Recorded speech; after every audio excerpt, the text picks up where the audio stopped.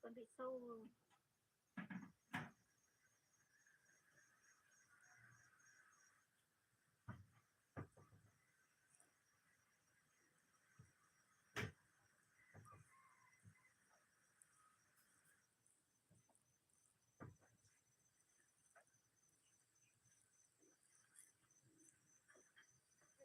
Không lên được. Con bị sâu.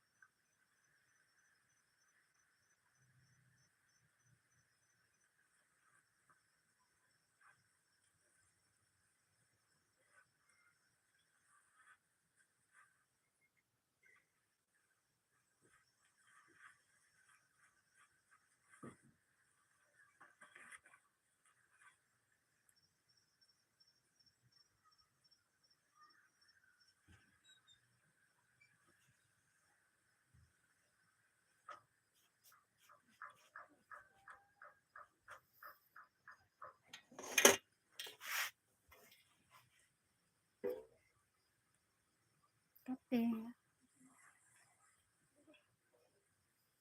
Cheers.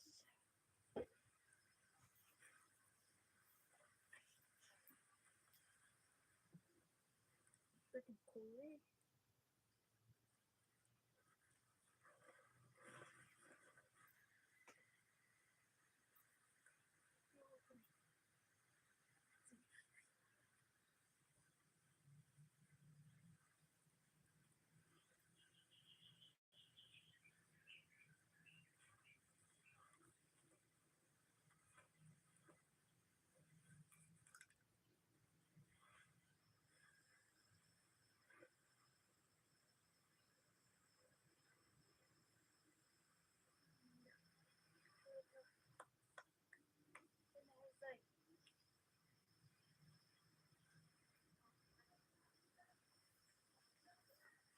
Season na ng malamig.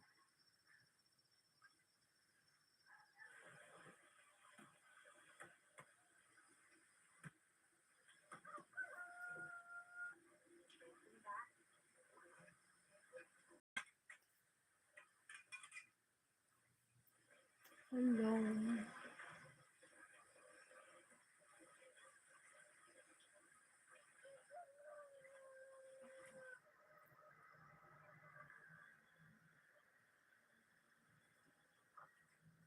Good morning.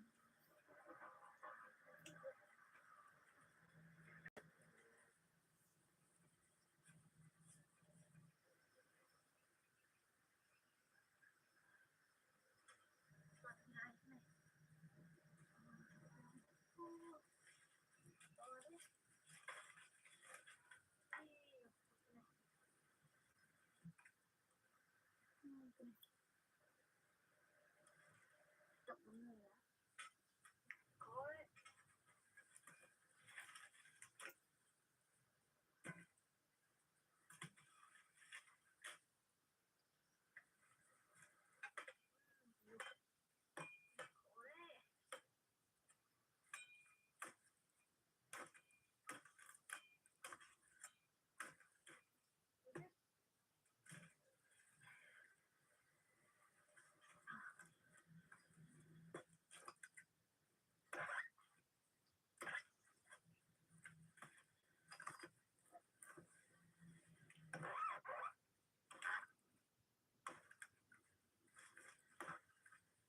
Patayin niya.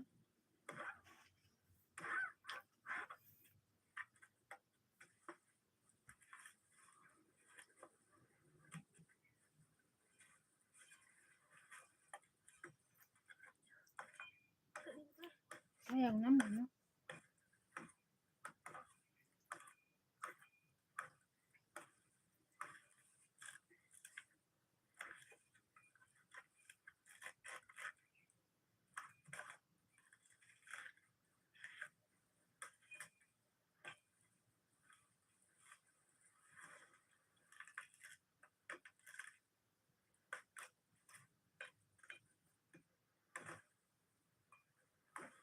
Ubod.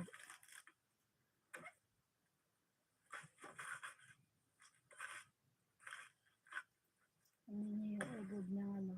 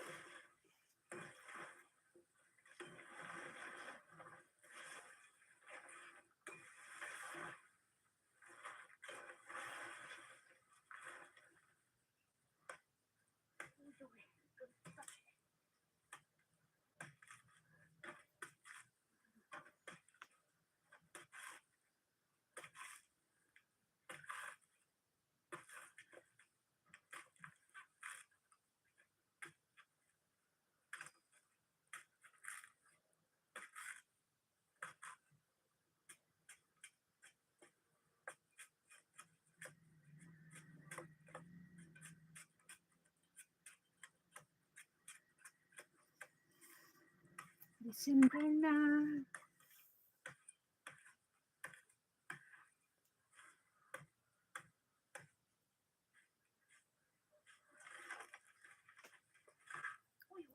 Hi, John Moreno. Hello.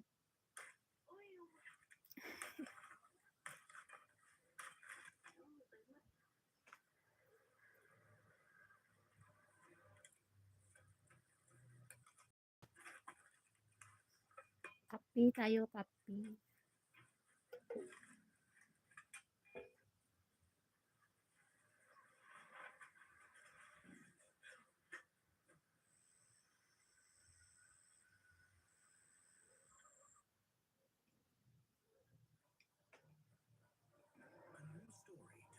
With your kids. Discover the Kinder Joy Dragons for an epic adventure together.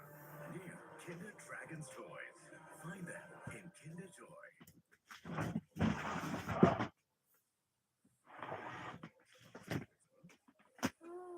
Yelo pa rin. Sapat ba talaga toothpaste mo? Di sapat ang regular toothpaste sa Milo. Gumamit ng Sensodyne, ang dentist recommended toothpaste para sa Milo. May 99 na Sensodyne. With a wide range of coverages para tuloy-tuloy ang saya.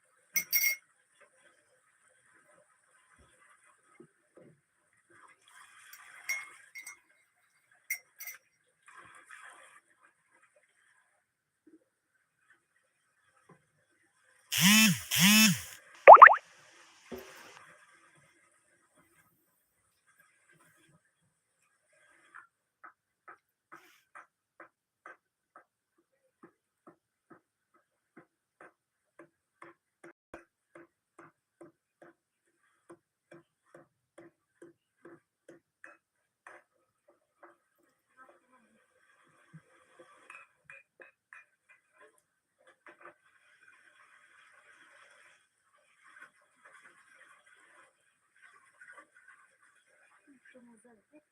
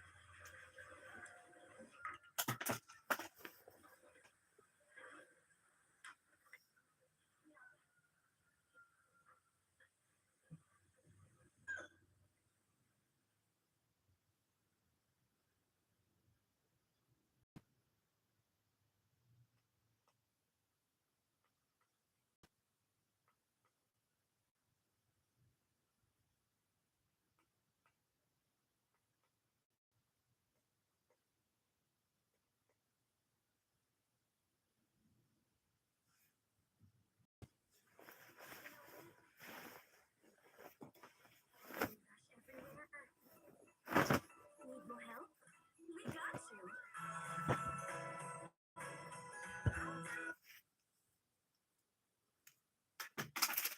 A woman from an ordinary civil servant family in Dalian married a national team soccer player, basked in the glamour of being a footballer's wife, then turned around and became the sugar mama of a young, handsome Olympic champion. From there, she crafted an elaborate facade as the daughter of high Beijing officials, casually name-dropping connections to government ministries, and with just a few phone calls, she had countless people completely fooled. Behind the designer handbags, luxury cars, and lavish parties lay an intricately staged con so sophisticated that even the person who loved her most never saw it coming. Today, we're going to talk about Wang Ti, a woman who tried to use marriage, athletic glory, and a mask of political connections to climb to the top of society, only to ultimately push herself down a path of no return. Wang Ti was born in 1981 in Dalian City, Liaoning Province. She came from an ordinary working-class family, nothing particularly special. Her father worked as an electrical installer, while her mother held a stable position at a local bank. While they couldn't be called wealthy, by the economic standards of the 1980s to 90s China, their income was quite respectable, enough to raise their only child in comfort without want. As the sole child in the family, Wang Ti naturally became the center of all attention and affection. Her parents spoiled her completely. Whatever she wanted, she got. She never experienced the feeling of lacking something or being denied. This give her everything parenting style gradually shaped Wang Ti's exceptionally confident personality. More importantly, it quietly planted a deep-seated belief in her psyche. She was born deserving the best things in life, the most luxurious experiences. Wang Ti wasn't actually useless or lazy. Quite the opposite. She excelled academically. From elementary school through high school, her grades consistently ranked at the top of her class in school.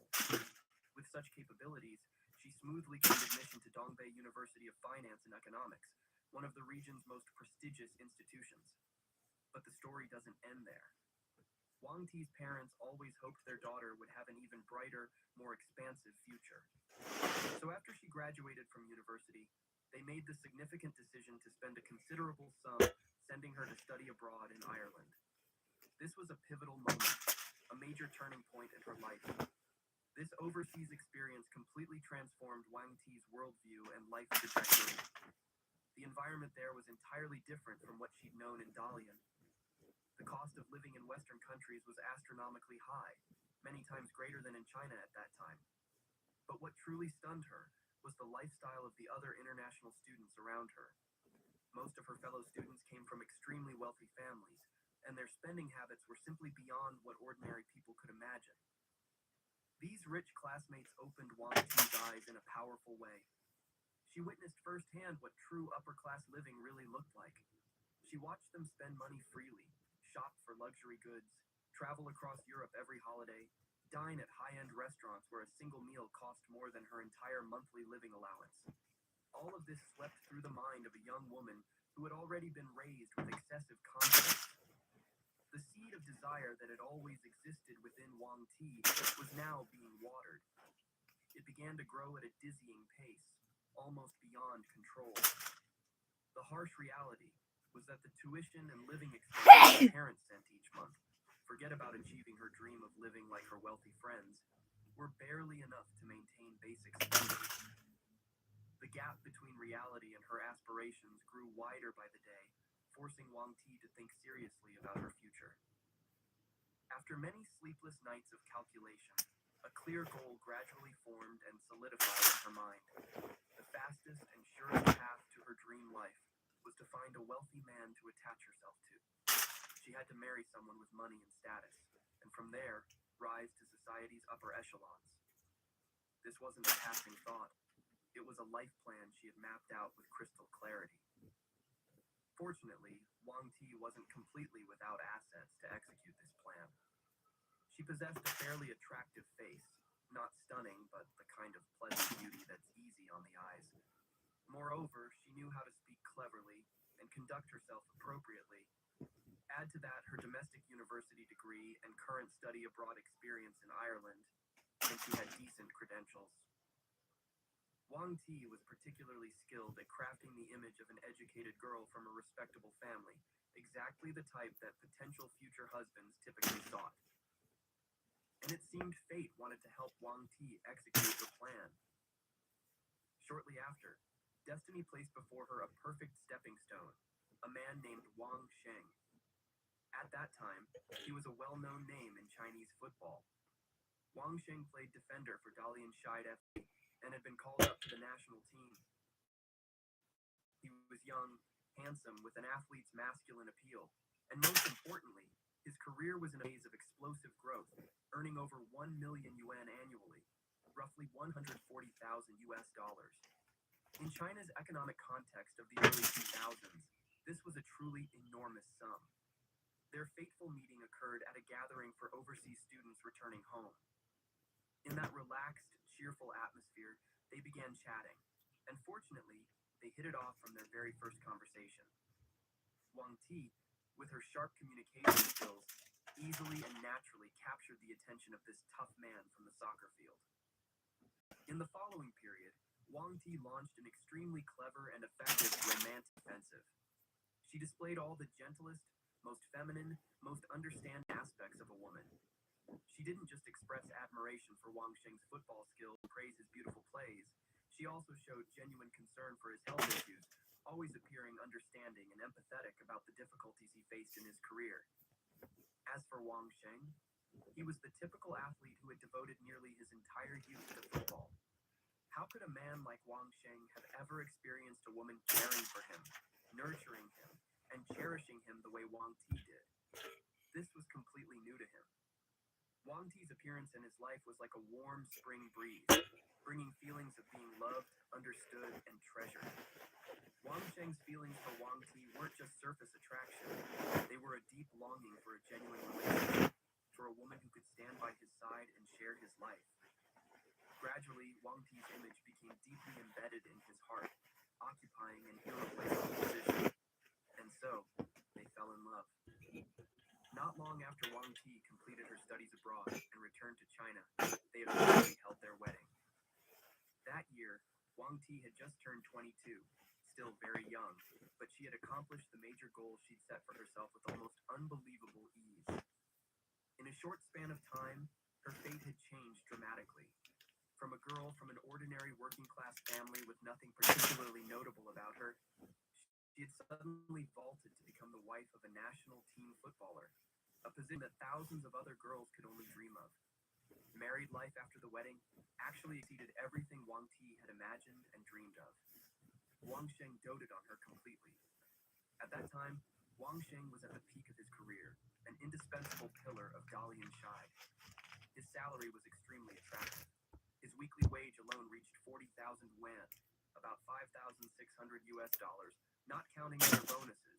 And at the end of each season, if the team performed well, he received massive bonuses exceeding 1 million yuan, around 140,000 US dollars. All told, Wang Sheng's annual income was a figure that the vast majority of Chinese workers at that time wouldn't dare dream of. Wang Sheng was a simple, honest man, without complex calculations in his head. To him, his wife was the person he loved and trusted most, so he handed over complete control of the family finances to her. Not only that, Wang Sheng told Wang Ti, "Darling, you don't need to work. Just stay home and relax. My job is to go out and earn money, and your job is to spend it all." Once, Wang Ti spotted a Hermes handbag at a high-end boutique in Beijing, priced at over 100,000 yuan, roughly 14,000 US dollars.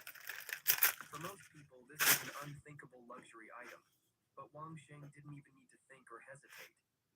The moment he noticed his wife's gaze lingering on that bag a bit longer than usual, he immediately pulled out his card and swiped it without a second thought.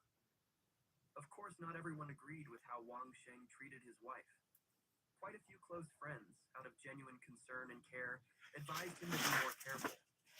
They suggested he should keep the money for himself and not let his wife control everything. But Wang Sheng not only ignored their advice, he was actually displeased with his friend's interference. In his mind, this was exactly how true love should be expressed. This was the attitude a good man should have toward his wife. What was the point of money, if not to spend it on loved ones? This absolute trust, though born from Wang Sheng's sincere love, inadvertently became a catalyst that made Wang Ti increasingly confident, overconfident, one might say. She began to feel like she was flying high in this endless pampering. Having grown accustomed to spending money freely without a care, she gradually forgot that everything she had was thanks to her husband's hard work. Following Wang Sheng, Wang Ti quickly integrated into an entirely new world, the so-called Circle of Footballers' Wives. This was an exclusive group of players' wives, each naturally enjoying comfortable financial circumstances. But life in this circle wasn't simply about dining and socializing. They didn't just compare whose husband played better, scored more goals, or received more media praise. They also competed over who dressed most fashionably, who owned the most limited edition designer bags, who wore the most expensive diamond watches, who drove the fanciest cars. With her naturally good taste combined with the abundant finances from her husband, Wang Ti had no trouble ranking near the top in this unspoken competition. She appeared at gatherings in designer outfits, carrying bags others hadn't yet acquired, wearing limited edition shoes. Before long, she had become the center of attention, the most noticed person in that circle of wives. Her reputation even spread beyond that small circle. Some fashion and lifestyle magazines began noticing Wang Ti, bestowing upon her a title she was extremely proud of: Best Dressed Wife in Entertainment and Sports. All of this satisfied Wang Ti's vanity to a degree she had never thought possible. But there was something Wang Ti didn't realize, or perhaps deliberately chose not to think about.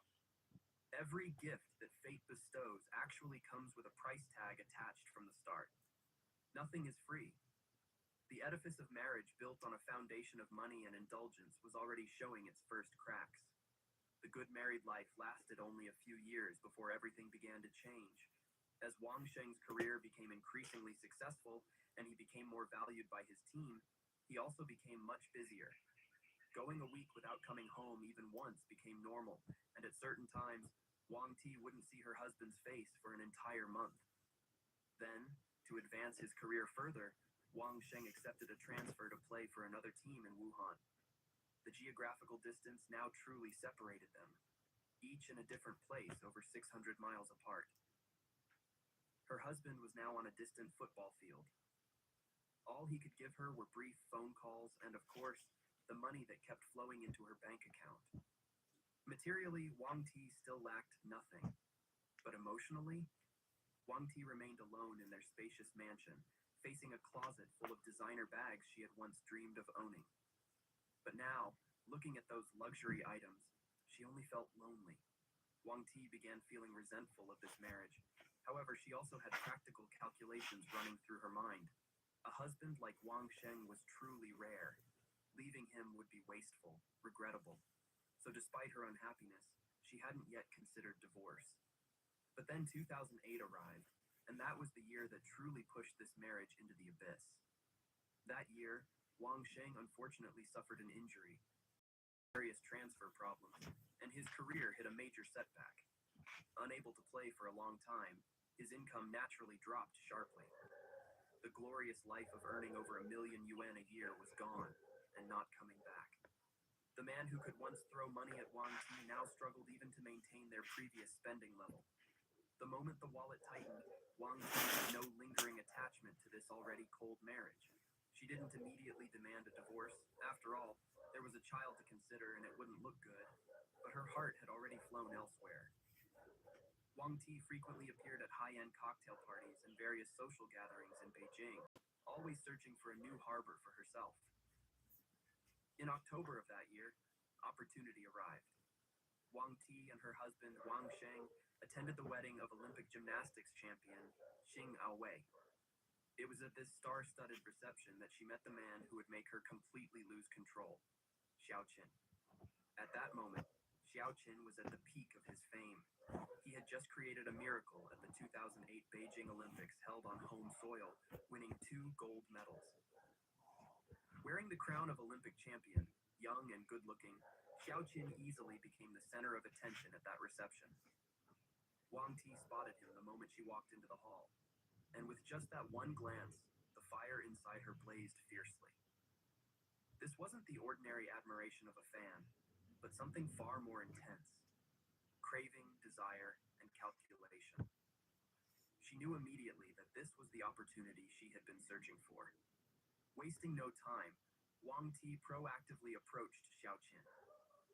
She didn't act like the other young fans, pushing and shoving for autographs or photos, but approached him quite differently.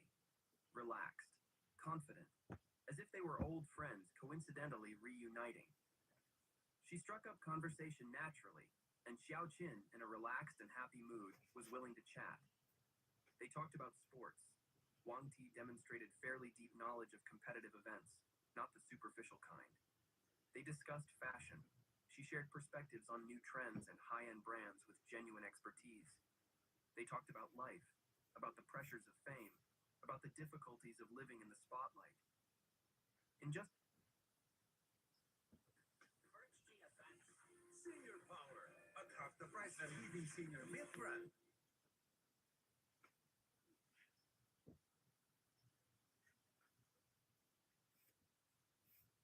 In just a few exchanges, Wang Ti had skillfully painted a portrait of herself. A girl from a wealthy family, with a good background, with doors wide open before her, mysterious and attractive. During the conversation, she also, accidentally, but very intentionally, mentioned that she was the wife of Wang Sheng, a national team footballer. This let Xiao Qin know she wasn't a nobody. But more importantly, through her words and tone, she clearly revealed her weariness and dissatisfaction with her current marriage. Xiao Qin looked at the woman before him and felt strongly attracted. She wasn't the type of young, naive girl he usually encountered. This was a mature woman, beautiful in a sophisticated, alluring way. The way she dressed, the way she spoke, the way she spent money without hesitation, everything exuded the air of someone who had lived in comfortable circumstances. For a young man like Xiao Qin, this was simply fatal attraction. Moreover, Wang Ti was well versed in everything about the sports world. This made Xiao Qin feel very comfortable, very familiar. He didn't need to explain much, didn't need to feel awkward about his profession as he might when talking to outsiders. When the wedding ended and everyone began leaving, Xiaoqin proactively asked for Wang Ti's phone number, and she, of course, gave it to him. From then on, Xiaoqin constantly texted and called Wang Ti. They began meeting frequently, and with remarkable speed, they crossed the final boundary, officially becoming secret lovers. Wang Ti used her national team footballer husband's money to rent a luxury apartment in central Beijing as a secret love nest for her and Xiaoqin. A luxurious apartment with every amenity, where they could meet without fear of discovery. To keep her young lover hooked, Wang Ti spent money without hesitation or thought. If Xiaoqin casually mentioned that some watch looked nice, the next day that watch would be carefully wrapped and delivered to him as a surprise gift. If Xiaoqin happened to compliment a car's design, Wang Ti would immediately go buy it. Not one car, but two. A Land Rover priced at 1.58 million yuan, about 220,000 USD, and a BMW Z4. She even specially purchased a red BMW X6, the exact model Xiaoqin was endorsing in advertisements. She bought it just to make him happy. All told, during their time together, Wang Ti spent nearly 6 million yuan, roughly 840,000 US dollars, including both cash and expensive gifts. In Xiaoqin's eyes at that time, Wang Ti was simply a perfect woman. She had plenty of money and a good family background. And most importantly, she was devoted to him, willing to do anything to please him. But there was something Xiaoqin completely failed to consider, or perhaps deliberately chose not to.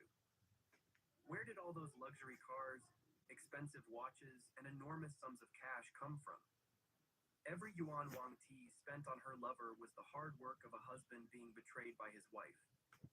But how long can paper wrap fire? With Wang Ti spending so lavishly, with enormous sums constantly disappearing from accounts, Wang Sheng on the other side, no matter how busy, began to notice something was wrong. As large sums kept vanishing, he gradually discovered clues about his wife's affair. When Wang Sheng held solid evidence in his hands, he completely broke down. It wasn't just emotional pain, but the shock of realizing how severely his personal finances had been damaged. The money he had painstakingly accumulated over years of playing was now nearly gone, spent by his wife on her lover. In his rage and hurt, Wang Sheng demanded an immediate divorce. And Wang Ti? She agreed without the slightest hesitation. This was actually what she had wanted for a long time. For her love with Xiaoqin, she was willing to give up custody of their child. She chose to leave the marriage empty-handed, taking nothing but her designer clothes and handbags. But here's where serious problems began. Leaving Wang Sheng, her long-term meal ticket and stable financial source, meant Wang Ti lost her income. But her extravagant lifestyle and spending like water had become habits she couldn't break. How could she continue maintaining that life? How could she keep supporting her handsome young lover and keep him by her side? This became an urgent problem Wang Ti needed to solve immediately. To keep Xiaoqin and continue playing the role of a wealthy, well-connected woman, Wang Ti began thinking. And a crazy, bold, unbelievably audacious idea gradually formed in her mind. From this idea, a massive fraud scheme about to sweep through China's entire sports world officially began. First, using her relationship with Xiaoqin, Wang Ti began attending events and parties, and from there, befriended numerous influential figures in the sports world. But being just an Olympic champion's girlfriend wasn't enough. Wang Ti started constructing a second layer of disguise for herself.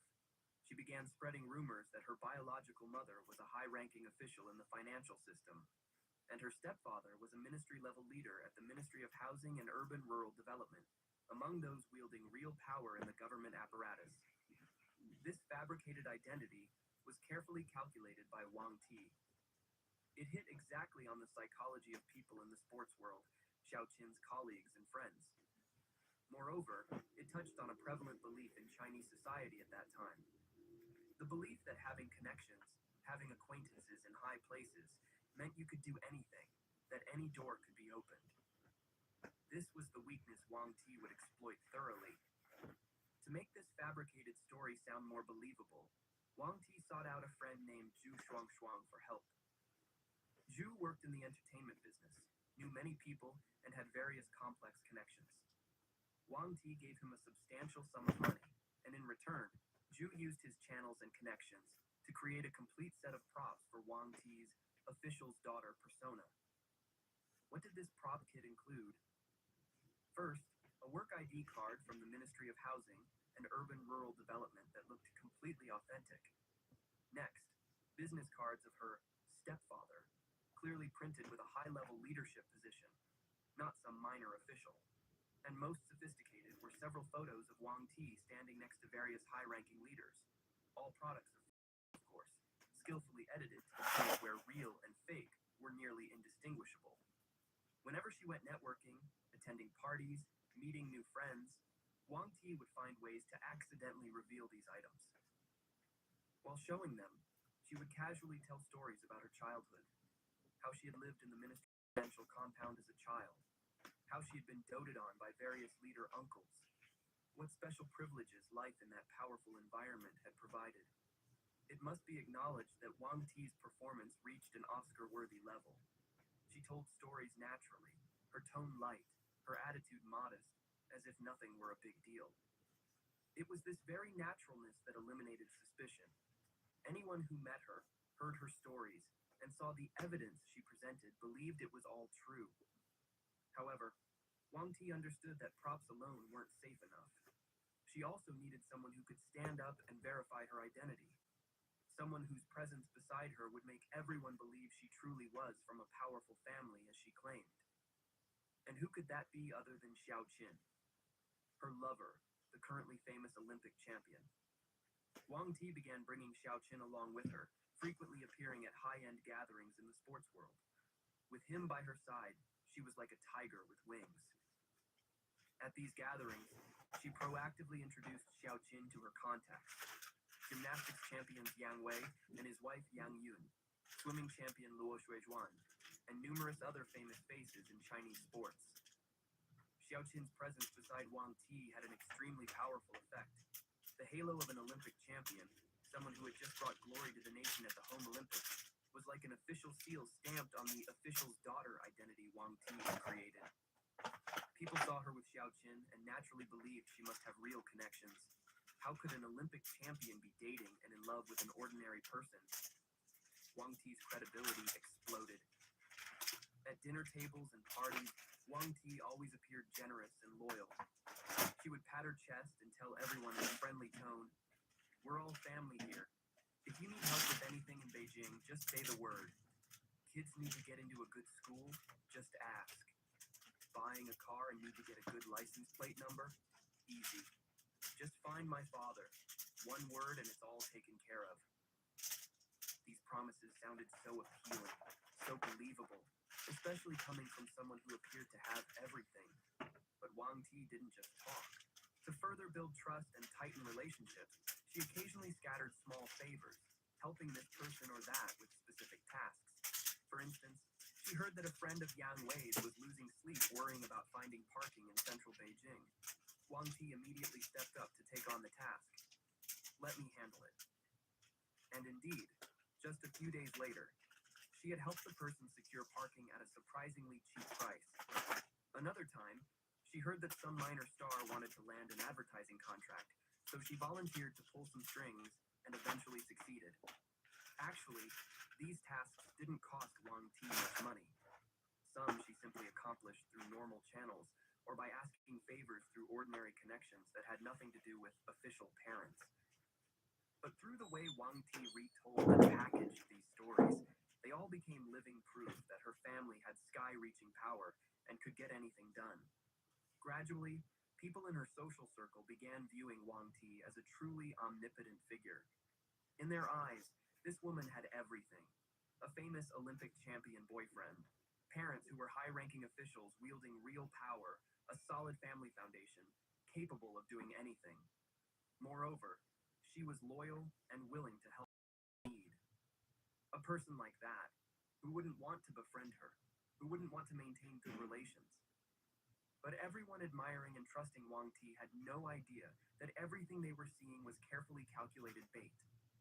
The small favors, the promises, even the official's daughter identity, all of it was a trap. and Wang Ti was patiently waiting to reel in the truly big fish. Everything was prepared.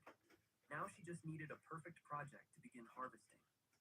And that opportunity arrived around 2009.